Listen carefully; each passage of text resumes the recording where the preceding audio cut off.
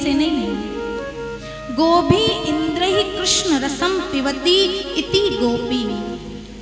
गो का अर्थ अर्थात इंद्रियां और पी अर्थात पीना।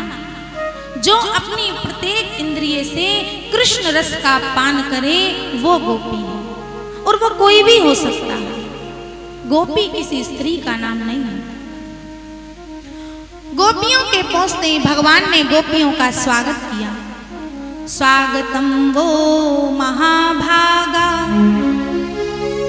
प्रियम किम करवाणि वह व्रजस्यानामयं कच्छि ब्रूतागमन कारणम्। सुस्वागतम सुस्वागतम। आओ आओ देवियों, तुम्हारा स्वागत है। मैं तुम लोगों का कौन सा प्रिय कार्य करूं? गोपियां मन में इतना ही सुनते ही बड़ी प्रसन्न हो गई कि देखो तो, पहले तो वंशी बजा करके हमें बुलाया, और जब हम आ गए हैं तो कितने प्रीति पूर्वक हमारा स्वागत कर रहे हैं। पर जब अगला प्रश्न किया ब्रूतागमन कारण, तो गोपियां निराश हो गई कि आप आई हो ठीक हो, पर क्यों आई हो, इसका कारण तो बताओ। अब गोपियां क्या उत्तर दें? वंशी बजा करके पहले इन्होंने बुलाया, और जब हम आ गए तो अब यही पूछ रहे हैं कि क्यों बुलाया, क्यों आई हो। अरे भाई, जिसने निमंत्रण दिया है उसे पता होना चाहिए कि हमने क्यों बुलाया है। गोपियां सब नीचे की ओर नजर करके खड़ी हो गई, कुछ नहीं बोली। भगवान ने कहा ओहो, समझ गया, आज शरद पूर्णिमा है तो चांदनी देखने आई होंगी वन में। परंतु देवियों, ठीक है, चांदनी देखना चाहिए, परंतु इतना भी ध्यान रखना चाहिए कि जंगल में बहुत सारे शेर चीता भालू भी तो रहते हैं, तो उनकी कहीं दृष्टि ना पड़ जाए। इसलिए दृष्टम वनम कुसुमितम राकेश कर रंजितम। देख ली ना अब चांदनी, जाओ घर लौट जाओ। पर देवियों ने सिर हिला दिया, नहीं, हम ये चांदनी देखने नहीं आई हैं। तो फिर क्यों आई हो? अच्छा, लगता है पति से थोड़ी खटपट हो गई होगी घर में, इसलिए चली आई। तो देवियों सुनो, घर में कितनी ही खटपट हो जाए, पर किसी भी कुलीन स्त्री को अपना घर छोड़ करके कभी नहीं जाना चाहिए। अपने पति का त्याग कभी किसी परिस्थिति में नहीं करना चाहिए। पति चाहे कैसा भी हो, क्रोधी हो, वृद्ध हो, निर्धन हो, रोगी हो, चाहे कैसा भी हो, पर किसी भी स्त्री को अपने पति का त्याग किसी भी परिस्थिति में कभी नहीं करना चाहिए। दुश्शीलो दुर्भगो वृद्धो जडो रोगे धनोऽपि वा पति स्त्रीभिर्नहातव्यो लोकेप्सुभिर्पातकी। इस भयानक रात्रि में अकेली स्त्रियों का रहना उचित नहीं है, इसलिए जाओ, शीघ्र लौट जाओ। भगवान बार बार मना कर रहे हैं पर कि यहाँ से चली जाओ, बार बार कह रहे हैं भगवान, पर गोपियां नहीं जा रही हैं। भगवान ने कहा गोपियों, एक पतिव्रता स्त्री का कितना महत्व होता है सुनो। एक पतिव्रता स्त्री थी, अपने पति से बहुत प्रेम करती। एक बार पति कहीं बाहर से आए, दोनों पति पत्नी बैठ करके बात कर रहे। अचानक पति को बात करते करते नींद आ गई, तो पत्नी की गोद में ही सिर रख करके वो सो गया। उनका एक 6 महीने का बालक भी था। अचानक वो बालक घुटनों के बल चलते चलते अग्नि कुंड के पास आ गया, और वो स्त्री ने जब अपने बालक को देखा तो मन में सोचने लगी, यदि मैं अपने बालक को बचाने के लिए जाऊं तो मेरे पति की नींद खुल जाएगी और मेरा पातिव्रत्य धर्म भंग हो जाएगा, और यदि नहीं जाऊंगी तो मेरा बालक अग्नि में जल करके भस्म हो जाएगा। तो मैं क्या करूं? और तब उस स्त्री ने निर्णय लिया कि मेरा बालक जल करके भले ही भस्म हो जाए, पर मैं अपने पातिव्रत्य धर्म को नष्ट नहीं करूंगी। ऐसा सोच करके उस स्त्री ने अपने दोनों नेत्र बंद कर लिए और थोड़ी ही देर में वह बालक अग्नि कुंड में गिर गया। और बाद में जब पति की नींद खुली तो उस स्त्री ने दौड़ करके देखा, जा करके तो अग्नि कुंड में वह बालक किलोल कर रहा था, खेल रहा था। उस स्त्री ने अपने बालक को उठा करके हृदय से लगा लिया, अंक से लगा लिया। तो भगवान कहते हैं, देवियों, पतिव्रता स्त्री का पातिव्रत्य का इतना महत्व होता है, इसलिए तुम सब पतिव्रता हो। स्त्री का सर्वोच्च धर्म पति की सेवा करना है, इसलिए जाओ अपने पतियों की सेवा करो। इस बात को सुनकर के गोपियां बड़ी गंभीर हो गई और अंत में गोपियों ने भगवान से कहा, श्याम सुंदर, हम जब से आई हैं आप हमें उपदेश सुना रहे हो कि स्त्रियों का सर्वोच्च धर्म है पति की सेवा करना। अब हम भी आपसे कुछ कहना चाहती हैं। भगवान ने कहा, कहो क्या कहना चाहती हो? देवियों ने कहा, हम भी आपको एक पतिव्रता स्त्री का ही उपाख्यान सुनाना चाहती हैं। अच्छा, क्या सुनाना चाहती हैं? सुनाओ। गोपियों ने कहा, श्याम सुंदर, एक पतिव्रता स्त्री थी, वे भी अपने पति से बहुत प्रेम करती, अपने पति को भोजन कराने के बाद भोजन करती, अपने पति के सो जाने के बाद में सोती, अपने पति की खूब सेवा करती। पर अचानक एक दिन पति को किसी कार्य से धन कमाने के लिए विदेश जाना पड़ा, तो वो देवी बड़ी व्याकुल हो गई, अधीर हो गई कि मैं आपके बिना कैसे रहूंगी, मैं आपके बिना नहीं रह पाऊंगी। तब पति ने अपनी एक मिट्टी की प्रतिमा बना करके उस देवी को दे दी, पत्नी को, और बोला, देवी, जब तक मैं लौट ना आऊं तब तक तुम इस प्रतिमा को ही अपना पति मान करके, मुझे ही मान करके इसकी सेवा करना। तो पति तो अपनी प्रतिमा दे करके चला गया। अब वो पत्नी दिन रात अपने पति की प्रतिमा की सेवा पूजा करती। और 1 वर्ष के बाद पति लौट करके आया और दरवाजा खटखटाने लगा, और वो पतिव्रता स्त्री अंदर बैठी पति की प्रतिमा की सेवा कर रही थी। विचार करने लगी कि यदि मैं सेवा छोड़ करके द्वार खोलने जाऊं तो मेरा पातिव्रत्य भंग हो जाएगा, और यदि नहीं खोलती हूं तो भी भंग हो जाता है, तो क्या करूं? ऐसी स्थिति में क्या करना चाहिए? गोपियों ने भगवान से कहा, श्याम सुंदर, अब तुम ही बताओ, ऐसी स्थिति में उस स्त्री को क्या करना चाहिए? भगवान ने कहा, अरे इसमें पूछने की क्या बात है? जब सच्चा पति आ गया तो मिट्टी की मूर्ति की सेवा करने की क्या आवश्यकता है? अरे तुरंत दौड़ करके द्वार खोल करके अपने पति की सेवा स्वागत करना चाहिए। गोपियों ने मुस्कुराते हुए कहा, श्याम सुंदर, बस आपने अपने मुख से ही न्याय कर दिया। अब तक हमने भी इन मिट्टी के पतियों की खूब सेवा करी, पर अब जब हमारे सच्चे पति आप मिल गए हो तो अब हम इन मिट्टी के पतियों की सेवा करने क्यों जाएं? ऐसे बर को क्यों बरे जो जन्मे और मर जाए, वर बरिए गोपाल जू जाते चूड़ लो अमर है जा। गोपियों ने कहा, श्याम सुंदर, अरे ये सब तो संबंध जो संसार के हैं ना, इस शरीर तक ही है।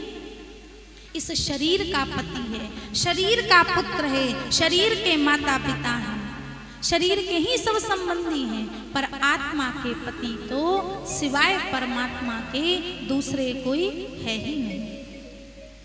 आप स्वयं भी हमें अब से अपने से अलग नहीं कर सकते। हम अपना सर्वस्व त्याग करके आपके लिए आ गए हैं, और आपने यदि हमें स्वीकार नहीं किया तो हम आपकी विरागनी में जल करके अपने शरीर का ही त्याग कर देंगे। और अंते यामती सागति, अरे जीते जी ना सही आपको याद करके मरेंगी तब तो आपकी प्राप्ति होगी। भगवान गोपियों की परीक्षा ले रहे थे। अरे भाई, हम बाजार से 10-20 रुपए की कोई वस्तु खरीदते हैं तो उसे कम से कम 10 बार देखते हैं कि ठीक ठाक है या नहीं, कहीं से टूटी फूटी तो नहीं है। और जब हर प्रकार से हमारा मन संतुष्ट हो जाता है तब हम 20-10 रुपए की कोई वस्तु खरीदते हैं। तो जिन गोपियों को भगवान अपने अलौकिक दिव्य प्रेम का रसास्वादन कराना चाहते हैं, उन गोपियों का थोड़ा तो परीक्षण करके देखेंगे कि क्या इन गोपियों के मन में कोई प्राकृतिक रस तो नहीं है, संसार की किसी वस्तु की आसक्ति तो इनके भीतर नहीं है। पर गोपियां भगवान की परीक्षा में जब पास हो गई, भगवान ने देखा कि गोपियों के मन में अतिशय प्रेम है, तो भगवान ने गोपियों के साथ रास करना प्रारंभ कर दिया। भगवान गोपियों के साथ नृत्य करने लगे।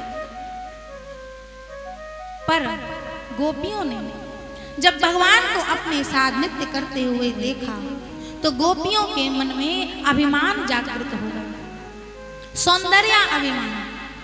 अरे त्रिभुवन पति को तो देखो, कैसे हमारे सौंदर्य पर मोहित होकर के हमारे साथ नृत्य कर रहे हैं। एक गोपी के मन में मान हुआ और बाकी अन्य गोपियों के मन में अभिमान हुआ। मान और अभिमान में अंतर होता है। अभिमान होता है इस शरीर का और मान होता है अपने प्रेमी से रूठना। रूठने को मान कहते हैं। भगवान ने जब देखा कि गोपियों के मन में अहंकार जग गया है और मुझे इस अहंकार के बीज को उखाड़ना ही होगा, तो भगवान सब गोपियों के मध्य से उस माननीय गोपी को मनाने के लिए अपने साथ में लेकर के सब गोपियों के मध्य से अंतर ध्यान हो गए। बोली रास बिहारी भगवान की। भगवान अदृश्य हो गए। भागवत जी में इस गोपी का नाम स्पष्ट नहीं किया गया है, पर संतों की मान्यता है ये गोपी श्री किशोरी जी ही है, श्री राधा रानी ही है। भगवान राधा रानी को लेकर के सबके बीच से अंतर ध्यान हो गए। अब तो सब गोपियां विकल हो गई, व्याकुल हो गई, प्रेम में इतनी पागल हो गई, इधर उधर भागने लगी। सब गोपियां वृक्षों से, आकाश से, पृथ्वी से, सबसे भगवान का पता पूछने लगी। हे पीपल, हे भैया बरगद, हे तुलसी, तुम ही बताओ हमारे श्याम सुंदर कहाँ चले गए। पर वृक्ष भला झड़, क्या उत्तर मिलता। गोपियां आगे बढ़ गई और इसी प्रकार भगवान को ढूंढती हुई गोपियां यमुना तट पर पहुंची। और यमुना तट पर जब किशोरी जी को देखा, किशोरी जी मूर्छित अवस्था में थी और यमुना तट पर आकर के गोपियों ने बड़ा ही मधुर गीत गाया। भागवत जी का सबसे सुंदर गीत है ये गोपी गीत। इस गीत को सुन करके भगवान प्रकट हो गए, इसलिए इस गीत की बड़ी महिमा है। भगवान के विरह में संतप्त होकर के गोपियों ने बड़ा ही मधुर गीत गाया। आइए 2-4 श्लोक गोपी गीत के हम सब श्रवण करते हैं। गोपियां सब मिलकर के उच्च स्वर में गा रही हैं। गोप्यः ऊचुः जयति तेधिकम् जन्मना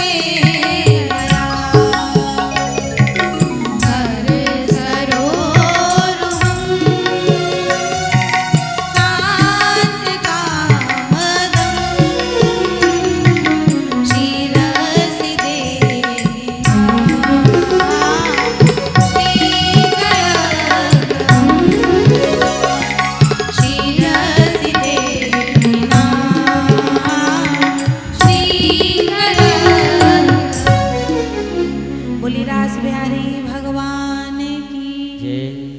अब ये गीत तो बहुत बड़ा है। गोपियां कहती हैं प्यारे, जयति ते दिखम जन्मना ब्रजा। जब से आप ब्रज में पधारे हैं, हमारे ब्रज की वैकुंठ से भी अधिक जय जयकार हो गई है। ऐश्वर्य की अधिष्ठात्री देवी भगवती लक्ष्मी श्रयत इंदिरा शश्वदत्त रही। वो लक्ष्मी जो कभी एक जगह टिकती नहीं है। लक्ष्मी बड़ी चंचल है। वो चंचला लक्ष्मी भी वैकुंठ छोड़ करके ब्रज में आकर के अचल होकर के रह रही है। हे दयालु, हे कृपालु, हमें छोड़ करके क्यों चले गए? हमें दर्शन दो श्याम सुंदर, हमें दर्शन दो। आपकी तो प्रतिज्ञा है प्रभु, एक बार जो मेरा हो जाता है उसको फिर मैं समस्त भयों से अभय कर देता हूँ। और आज हम सब प्रकार से आपकी होकर के वन वन भटक रही हैं। क्या ये आपके स्वरूपानुकूल है?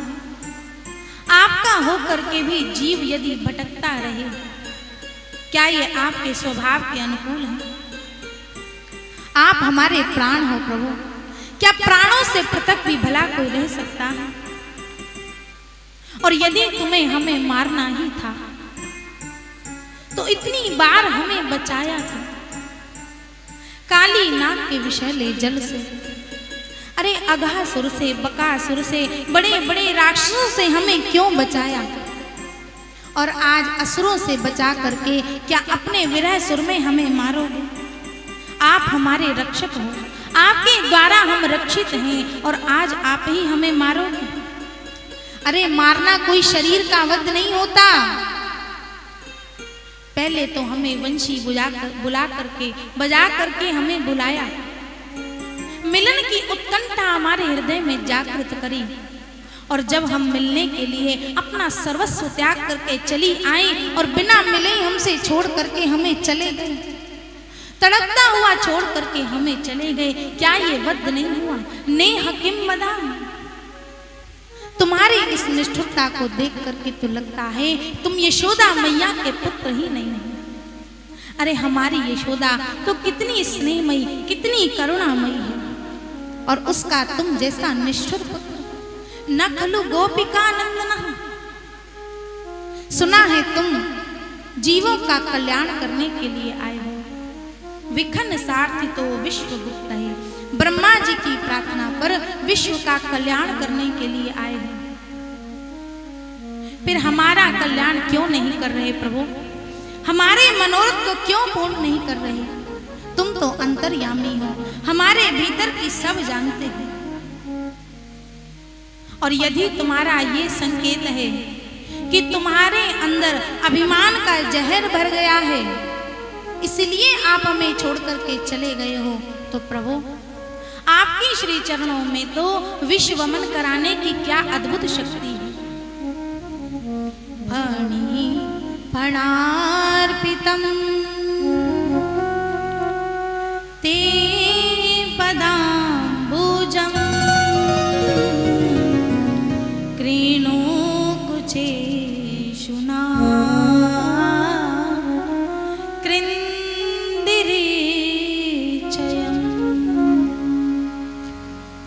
प्रभु काली नाग के फणों पर नृत्य करके आपने उसका सारा विश्वगमन करा दिया।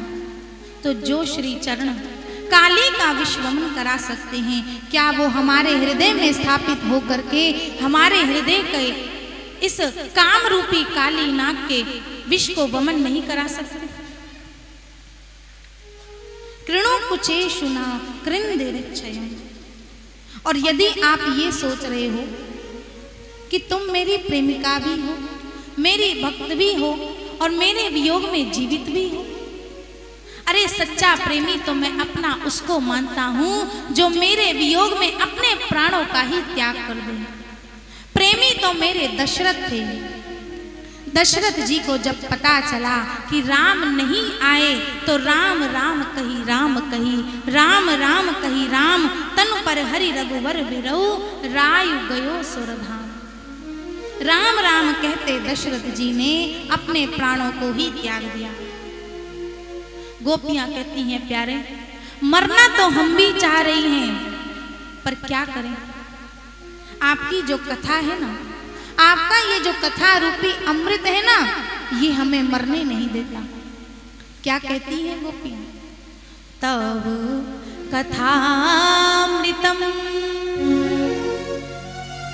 तप्त जीवनम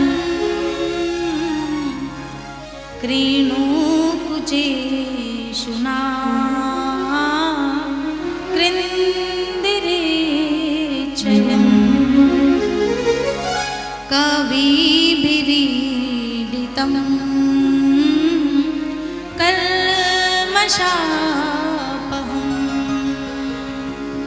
श्रवणमङ्गलम्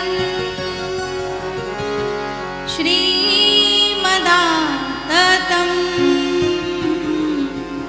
भुवि गृह्णन्ति ते भूरिदा जनाः। हे प्रभु, मरना तो हम चाह रही हैं, पर आपकी जो लीला कथा है ना, वो हमें मरने नहीं दे रही। कथा जो आपकी इस हृदय में चलती रहती है, कथा के माध्यम से जो आपका चिंतन चल रहा है ना हृदय में, वो हमारे प्राणों को निकलने नहीं देता। क्योंकि यदि आपकी ये कथा अमृत स्वरूप नहीं होती तो सुखदेव जी परीक्षित को स्वर्ग के अमृत के बदले में ये कथामृत कभी पान नहीं कराते। इसलिए बड़े बड़े संत आपकी इस लीला कथा का बहुत सुंदर गान करते हैं। इस प्रकार से गोपियों ने बहुत सुंदर गोपी गीत में भाव गाए हैं। और अंत में गोपियां कहती हैं, प्यारे तुम्हारे चरण कमल अत्यधिक सुकोमल हैं, और ऐसे कोमल श्री चरणों से इस भयंकर बिहड़ जंगल में तुम वन वन भटक रहे हो, कहीं तुम्हारे चरणों में कोई कंकड़ पत्थर ना चुभ जाए। हे गोविंद, कंकड़ चुभने की सोच करके ही हम विरह में कातर होती जा रहे हैं। हमारा हृदय कांप रहा है, हम अचेत होती जा रहे हैं। यत्ते सुजात चरणा बुरुहं स्तनेषु भीताशनै प्रिय दधिमयि कर्कशेषु तेनाटवीमटसि तत् व्यथतेन किं स्विन् कूर्पादिर्भ्रमति दीर्भवदायुषाम्। हे प्राणनाथ, हे प्राण वल्लभ, अब आपका वियोग हमसे सहन नहीं हो रहा, अति शीघ्र प्रकट होकर के हमें दर्शन दीजिए। हे गोविंद, अब यदि आप नहीं आए तो आपकी विरागनी में संतप्त होकर के इस शरीर का अंत बस होने ही वाला है, हम इस शरीर का त्याग करने ही वाली हैं। इस प्रकार से अत्यंत रोते हुए उच्च स्वर से गोपियां भगवान को पुकारने लगी। और सुखदेव जी कहते, राजन, श्री कृष्ण के दर्शन की लालसा से गोपियां फूट फूट करके रो पड़ी, रोने लगी।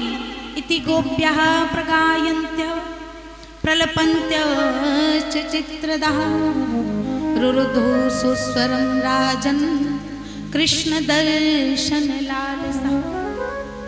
कृष्ण दर्शन लालसा, श्री कृष्ण दर्शन की लालसा से गोपियां जब फूट फूट करके रोने लगी तो तासामाविर्बुच्छोरि स्मयमान मुखाम्बुजः पीताम्बरधरा स्रग्वी साक्षान मनमथा। समस्त गोपियों के मध्य में रास बिहारी प्रकट हो गए। बोले रास बिहारी भगवान की।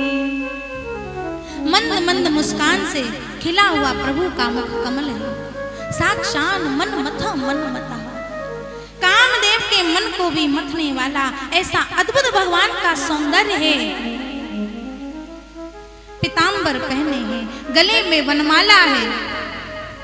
गोपियों का भगवान का दर्शन जब गोपियों ने किया तो सब की सब गोपियां खड़ी हो गईं, मानो मृत देह में पुनः प्राणों का संचार हो गया।